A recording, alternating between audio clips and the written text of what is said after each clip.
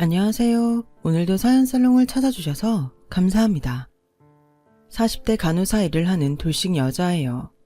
여러분들은 미신을 얼마나 믿으시나요? 저는 짧았지만 악몽 같은 시집살이로 미신 혹은 점괘라면 아주 치가 떨리는 사람이에요. 오늘은 그 미신 때문에 끝나버린 제 결혼 생활에 대해 이야기하고 싶어 이렇게 사연을 보내게 되었어요.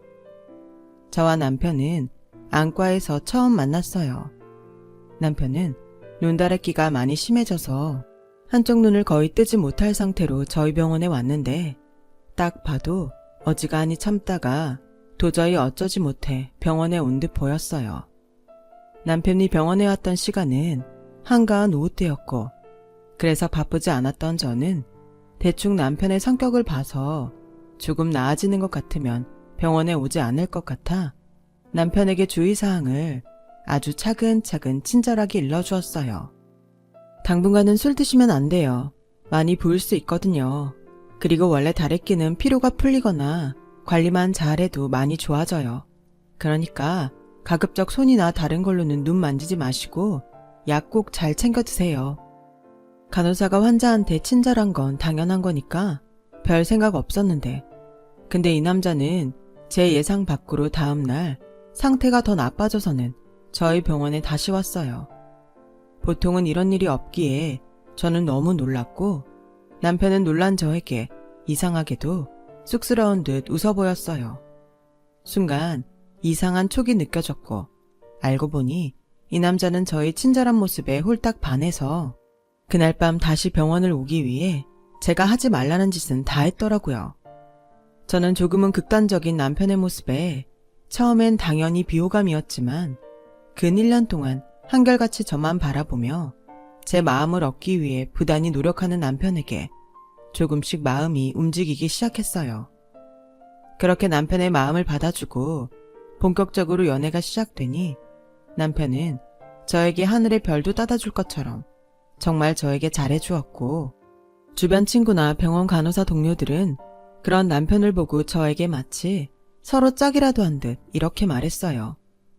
여자는 아무리 그래도 나 좋다는 남자 만나야 행복해. 나 봐, 우리 채원이 아빠 내 한마디면 자다가도 벌떡 일어난다니까. 내 주변에 지가 좋다는 남자 만나다 상처받고 연애 못하는 애 여럿 있다. 은지 넌 무조건 너 좋다고 하는 그 남자 잡아. 그 즈음이었어요.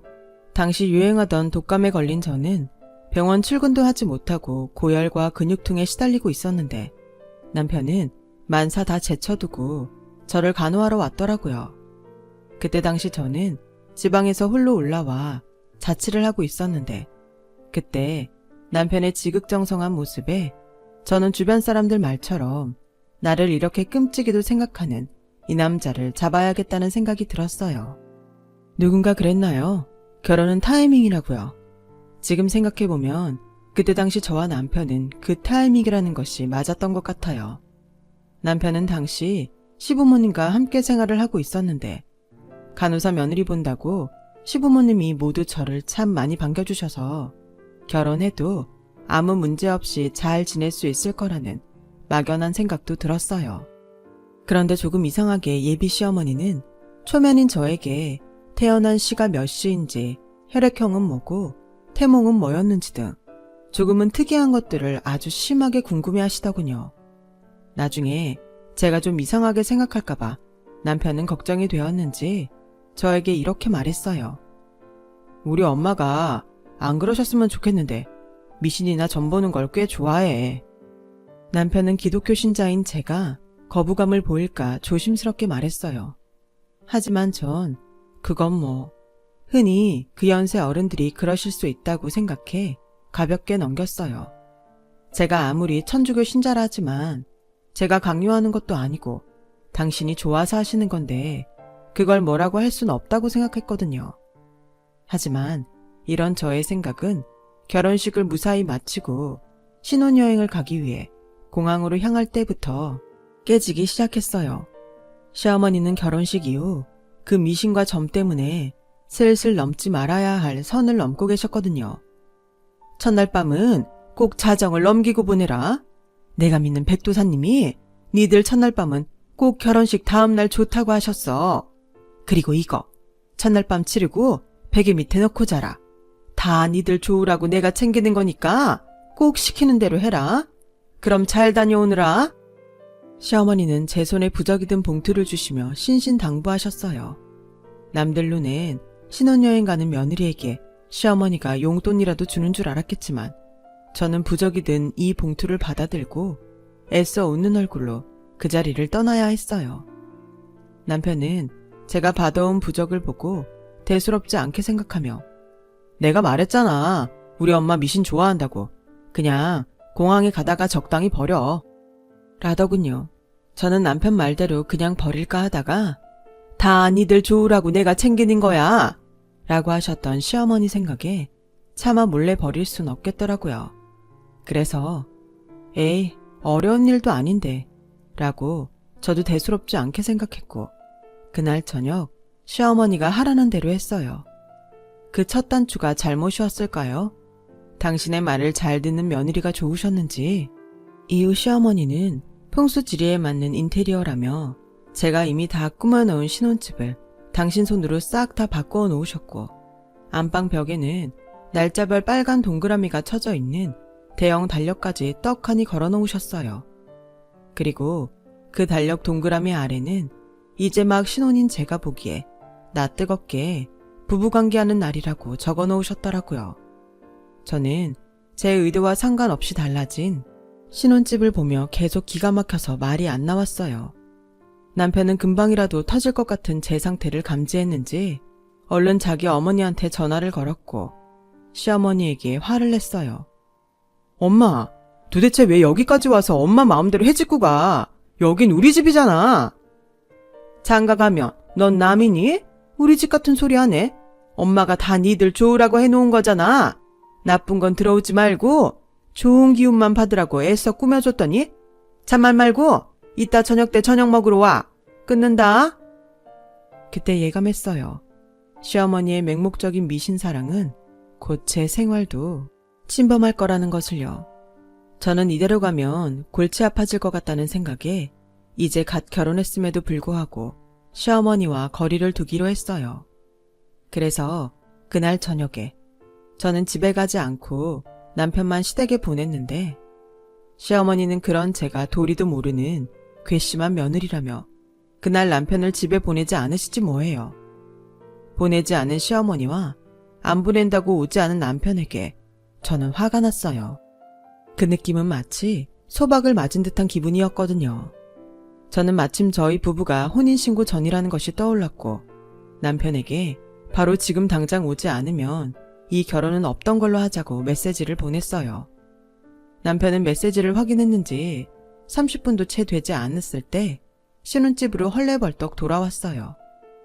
저는 남편의 모습을 보니 또 화가 나서 이렇게 따졌죠. 어떻게 신혼여행 다녀와서 하루도 지나지 않았는데 집에 안 올 수 있어? 그야 일 크게 안 만들려고 그랬지. 내가 계속 말했잖아. 우리 엄마 미신 좋아한다고. 엄마는 자신이 뭘 잘못했는지 몰라. 그거 일일이 상대하면 자기만 피곤하고 좋을 게 없어. 그래서 내 선에서 잘 끝내보려고 오늘은 그냥 맞춰드리려고 했지. 남편은 시어머니와 저 사이에 난처한 듯 보였어요. 하지만 저는 저대로 매사 일을 크게 만들지 않기 위해 시어머니를 맞춰드려야 한다는 생각에 그날 밤 화가 쉽게 풀리지 않더라고요. 그날 이후 남편은 제 눈치를 보기 시작했어요. 결혼한 지 얼마나 됐다고 제 눈치 보는 남편 때문에 이번 한 번은 제가 접고 넘어가야겠다고 생각했어요. 그렇게 저희 결혼 생활은 출발부터 이상하게 삐걱거리기 시작했고 시어머니는 본격적으로 제 영역으로 미신의 영향을 미치기 시작했어요. 이거 먹어라. 이게 아들 낳는 체질로 만들어준단다. 어머니, 이게 뭔데요? 건강원에서 지어온 거야. 설마 내가 너 못 먹는 걸 먹으라고 하겠니? 그러니까 이 안에 뭐가 들었냐고요, 어머니.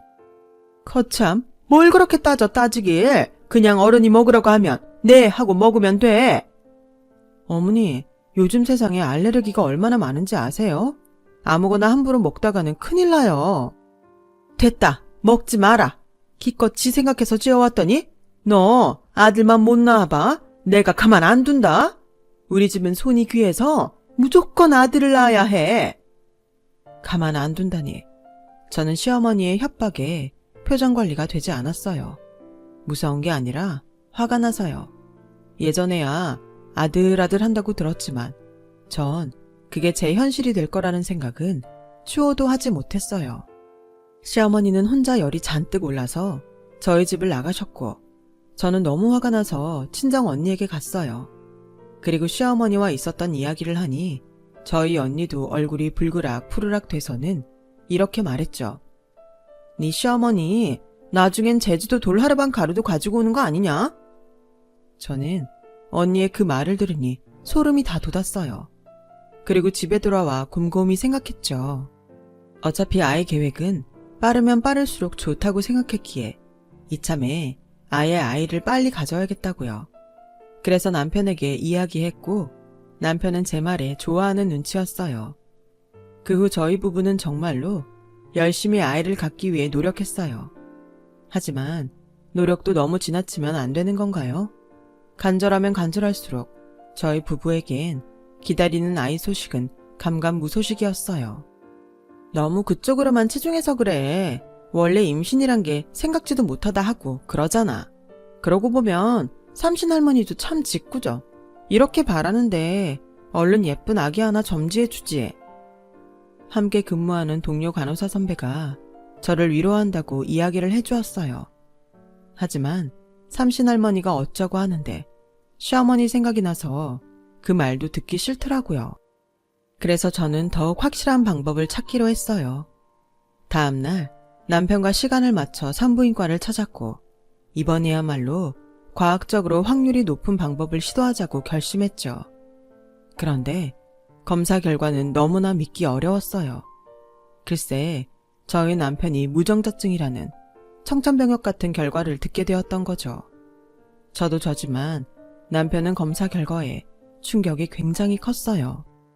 남편을 위로하며 아이 없어도 괜찮으니 우리 앞으로도 지금처럼 둘이 재밌게 살자고 말했는데 그게 충격이 너무 크면 그런 말이 하나도 귀에 안 들리잖아요. 남편은 그 후 심한 우울증에 빠지고 말았어요. 시댁에선 당신 아들이 그런지도 모르고 계속 아들 하셨고 저는 안 되겠다 싶어 시어머니에게 따로 만나자고 이야기해서 남편의 검사 결과를 말씀드렸어요. 그러자 시어머니는 노발대발하시며 말도 안 된다. 그 이사 돌팔이 아니니? 어디 멀쩡한 남의 장손을 씨 없는 수박을 만들어. 됐다. 내가 당장 우리 백도사님 찾아가서 어찌된 영문인지 물어봐야겠어. 저는 시어머니를 만나기 전에 얼추 시어머니가 남편의 상태를 인정하지 않을 거라는 건 알고 있었어요. 하지만 그 사실 확인을 백도사라는 사람을 찾아가 할 거라고는 생각도 못했죠. 저는 그 자리에서 그야말로 얼음이 돼버렸죠. 그리고 그날 밤 시어머니는 저의 신혼집에 찾아와 이렇게 말씀하셨어요. 너 당장 내일 병원에 사표 쓰고 와라. 백도사님이 그러는데 네가 아픈 사람들 드나드는 병원 같은 데서 일을 해서 그렇단다. 그 아픈 사람들 기운이 너한테 딱 달라붙어서 우리 석고 기운까지 다 잡아먹어서 그렇대. 저는 기가 차서 말이 안 나왔어요. 제가 결혼 전 인사 갔을 땐 간호사 며느리 보게 됐다며 그렇게 좋아했으면서 이제와 아들의 불임 원인이 제 직업 때문이라고 하시니 어이가 없더라고요. 하필 그날은 남편이 부산으로 출장을 간 날이라 시어머니의 얼토당토하지 않은 말을 혼자 들어 더 억울하기까지 했어요. 그리고 저는 최대한 예의를 갖춰 시어머니에게 말했어요. 어머니, 놀라신 마음 저도 충분히 이해해요. 저도 예쁜 아이 낳고 싶었는데 이렇게 돼서 속상해요. 그런데 전 아이보다 석호 씨가 더 중요해요. 어머니가 이러면 이럴수록 석호 씨는 더 힘들 거예요. 저희 아이 없어도 어머니한테 효도하면서 잘 살게요. 그러니까 어머니도. 얘가 지금 무슨 말을 하는 거야? 부부가 결혼을 해놓고 왜 애도 없이 살아? 내가 다 방법을 가지고 왔는데 너는 왜 딴소리하니? 잔말 말고 내일 당장 병원이나 그만두고 와. 그리고 앞으로는 이거 입어라. 시어머니는 저에게 어디서 나셨는지 여자 팬티 여러 장을 건네셨어요.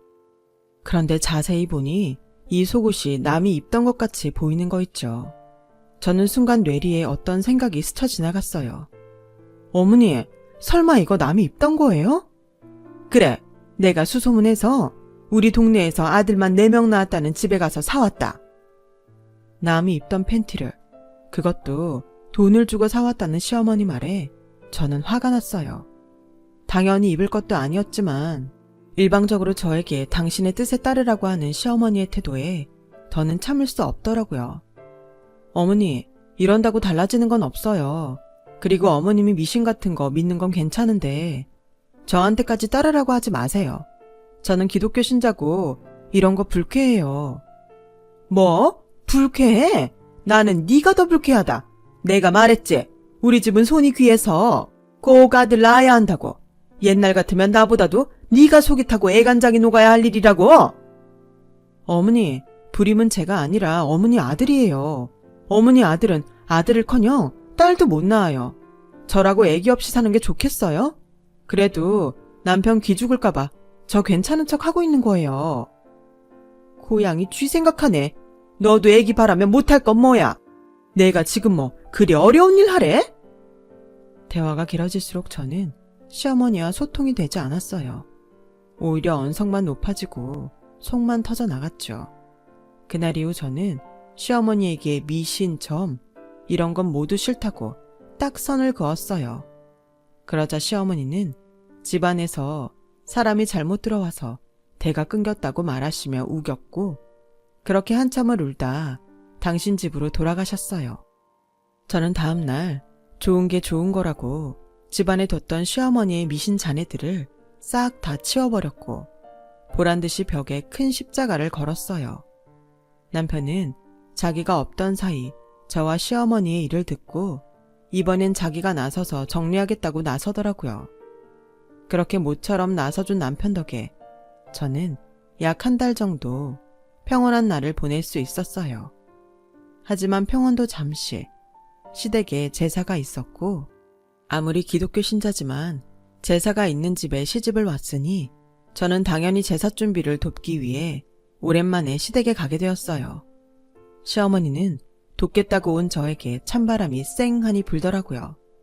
그렇게 서로 아무 말도 하지 않고 제사 준비를 도왔어요. 그런데 상을 다 차리고 본격적으로 제사가 시작되니 시어머니는 부정탄다면서 저보고 주방에서 나오지 말라고 하시는 게 아니겠어요? 기껏 일은 다 하고 그런 취급을 받으니 저는 기분이 나빠 제사가 끝나자마자 뒷정리도 하지 않고 쌩하니 저희 집으로 왔어요. 나중에 남편이 집에 와서는 저는 기독교 신자라 제사 참여하지 말라고 한 건데 오해한 거 아니냐고 말했지만 어떤 말로도 제 기분을 나아지게는 하지 못했어요. 그런데 그렇게 제가 시어머니에게 완전히 마음의 문을 닫자 시어머니는 무슨 바람이 불었는지 제가 일하는 병원으로 와 점심을 사주신다고 하더라고요. 저는 또 이번엔 뭘 가지고 사람 속을 뒤집으려고 그러나 생각했고 내키지 않는 얼굴로 시어머니가 기다리고 있는 식당에 들어갔는데 정말 뜻밖의 시어머니는 저에게 미안하다고 하시는 게 아니겠어요? 내가 그동안 너한테 너무했지. 미안하다. 그래도 네가 미워서 그런 건 아니야. 그냥 속상해서 나도 모르게 심술이 났나 봐. 지난번 제사도 그렇고 마음에 담아두지 마라. 알겠지? 저는 시어머니가 이번엔 정말로 생각을 고쳐드셨나 했어요. 그래서 남편과는 헤어질 생각도 없으니 이번 일은 시어머니의 노력을 봐서 넘어가자고 생각했는데 너 이따 병원 끝나면 나랑 우리 백도사님 만나러 가지 않을래? 그분이 너를 꼭 한번 보고 싶다고 하시더구나. 아무래도 우리 집 일을 다 맡아서 기도해 주시니 너한테도 하시고 싶은 말씀이 있으신가 봐. 저는 내키지 않았지만 시어머니와 모처럼 감정을 풀려고 하는 타이밍에 죄를 뿌리고 싶지 않아 알겠다고 했어요. 그리고 솔직히 그 백도사라는 사람이 어떤 사람인지 궁금하기도 했고요. 저는 그렇게 퇴근 후 시어머니와 문제의 백도사라는 사람을 만나러 갔어요. 무리 없어. 아들은 나무인데 물이 없다 보니 다 말랐잖아. 그래서 애기씨도 없는 거고 나중에 말라서 시름시름 앓을 거야. 어머 도사님, 그럼 우리 석호는 어떡해요? 물이 많은 사주를 찾아. 그 사람이랑 가까이 지내면 자손도 보고 아들도 생기를 찾을 거야. 그리고 거기 며느리 그렇게 계속 나를 세우면 나중엔 그 날이 본인을 다치게 해. 성질 좀 죽이고 고분고분 살아. 칼이 무뎌져야 다른 가족들하고 어우러질 수 있어. 백도사라는 사람은 제 생각보다 훨씬 젊은 남자였고 저는 그 남자의 말에 당연히 기분이 나빠 상위에 있던 소금을 한 줌 잡아 그 면상에 뿌려버렸어요. 그리고 이렇게 말했죠. 이 버러지만도 못한 사기꾼, 물 많은 사주를 찾으라니 지금 대놓고 다른 여자 찾으라는 거야? 얘, 너 제정신이니? 어디 도사님한테 언성을 높여? 시어머니는 제 행동에 화들짝 놀라 되려 저에게 뭐라고 하셨어요. 그리고 시어머니의 기세를 등에 업은 백도사는 저를 노려보며 썩 꺼져. 동자님이 지금 노하셨다. 너의 그 오마무도함에 천벌을 내리실 거라고 하시고 있어. 당장 나가. 죄송해요. 제발 노여움을 푸세요. 제가 노여움만 푸신다면 뭐든 할게요. 어머니, 제발 정신 차리세요. 석호 씨한테 들으니 이런 식으로 이 사람한테 갖다 바친 돈도 상당하시던데 이거 다 과학적으로 근거 없는 거 어머니도 아시잖아요. 하지만 시어머니는 제 말은 들리지 않는 듯 보였고 연신 백도사한테 죄송하다며 고개를 몇 번이고 숙이셨어요. 그러면서 이게 다 제 잘못인 듯 저를 원망의 눈으로 보시는데 꼭 보자고 할 땐 언제고 저는 신당이라는 그 방을 한바탕 엎어버리고 싶었지만 시어머니를 생각해서 참고 그 자리를 나왔어요. 시어머니는 연신 앞에 도사와 보이지 않는 신에게 죄송하다고 빌고 또 빌며 나오지 않으셨고요. 저는 밖에서 시어머니를 기다렸어요. 마음 같아선 혼자 가고 싶었지만 그래도 시어머니만 두고 가긴 마음이 좀 그렇더라고요. 그래서 저는 아까 끓였던 속을 애써 진정시키며 시어머니를 기다렸어요. 하지만 1시간이 지나고 2시간이 지나가려는데도 시어머니는 나오지 않았고 저는 슬슬 걱정이 돼서 신당 안으로 다시 들어가 봤어요. 그러자 그 신당 안에선 야릇한 분위기가 흘러나왔고 두 사람의 대화하는 소리도 같이 들려왔어요. 저는 이상한 기분에 조심스럽게 신당 문을 열었어요. 그러자 두 사람은 그곳에서 하지 말아야 할 짓을 하고 있더라고요. 저는 놀라 제 입을 틀어막고 뭐에 홀린 듯 동영상을 찍었어요. 자기 말대로 자기 며느리 보통 아니던데 자기 힘들겠어. 말도 말아요. 요즘 내가 쟤 때문에 속병이 다 날 것 같다니까요. 내가 다 낫게 해줄게. 자기는 앞으로도 나만 믿고 내 말만 들어. 전에 이야기한 기도값은 준비돼 가. 그럼요. 이미 다 준비했죠. 역시 우리 자기야. 이리 와. 아, 간지러워요, 도사님. 저는 떨리는 손을 애써 버티며 동영상을 찍었고 혹여 들키기라도 할까 재빨리 그곳을 나왔어요. 그리고 이걸 어떻게 해야 할까 고민하며 저야말로 시름시름 앓기 시작했어요. 거봐라. 네가 도사님한테 그렇게 버릇없이 구니까 아프지 않니? 너 이거 가서 싹싹 빌지 않으면 안 낫는다. 저는 시아버지 생신 때문에 시댁에 갔다가 시어머니의 낯뜨거운 모습에 할 말을 잃었어요. 그런데 시어머니가 저 몰래 남편에게 하는 말을 듣고 저는 아픈 것도 다 잊고 피가 거꾸로 솟는 것 같았어요. 그래, 그 아가씨는 만나봤고 그 아가씨가 사주에 물이 많아. 너한테 좋아. 엄마, 그래도 이건 아니지. 은지 알면 나 이혼당해. 그러니까 몰래 잘 만나야지 이 멍청아. 그러게 내가 니들 사주 별로라고 했지? 엄마, 그만해요 제발. 이건 아니야. 아니긴 뭐가 아니야. 그럼 이대로 대 끊어지는 거 보라고? 네 아버지도 벌써 난리야. 니들 애기 소식 없다고. 치료받으면 확률은 낮아도. 치료 같은 소리 하네. 왜 멀쩡하다가 갑자기 불임이래? 이게 다 짝을 잘못 만나서 그래. 그럼 뭐 진짜 이혼이라도 하라고? 누가 이혼하래? 법적인 건 놔두고 그냥 궁합 잘 맞는 여자랑만 가끔 만나보라는 거지. 막혔던 게 뚫려야 애기씨도 돌아온다잖아. 저는 두 사람의 대화를 더 이상은 들을 수 없었어요. 그래서 소리를 깍 하고 질렀고, 시어머니와 남편은 물론 시아버지 생신 때문에 참석한 모든 친척들이 일제히 놀라 저를 쳐다봤어요. 자기야, 지금 뭐야? 그러니까 나 몰래 그 사주에 물이 많다는 여자를 만나고 다녔다고? 오해야. 그냥 차만 마셨어. 거길 가라고 한다고 정말 가냐, 이 등신아? 얘, 너 지금 누구한테 막말이야? 어머니야말로 미친 거 아니세요? 어떻게 결혼한 아들한테 다른 여자를 만나라고 하세요? 법적인 거는 놔두고 뒤에서 몰래 그 여자 만나라고요? 그러면 씨 없는 수박에 씨가 생긴대요? 그래, 생긴단다. 내가 자손을 위해서 뭘 못하겠니? 아, 그래서 거기서 그 짓까지 하시는 거예요? 저는 핸드폰에 저장해둔 동영상을 시어머니에게 보여줬어요. 그러자 시어머니의 얼굴은 사색이 되었고 남편과 시아버지는 경악을 금치 못했죠. 저는 남편에게 사주에 물이 없는 난 없어져 줄 테니 이혼하자고 했어요. 남편은 싹싹 빌었지만 이미 한번 느낀 배신감은 제 마음을 돌리지 못했어요. 결국 저는 남편과 이혼을 했어요. 그리고 시어머니도 시아버지에게 그 동영상 때문에 위자료의 한 푼도 없이 이혼을 당하셨고요. 시아버지는 그러고도 성이 풀리지 않으셨는지 저를 찾아와 신당의 위치를 물으셨고, 저는 기꺼이 그 신당으로 시아버님을 모시고 갔는데 그때 저는 처음으로 시아버지의 다른 면을 봤어요.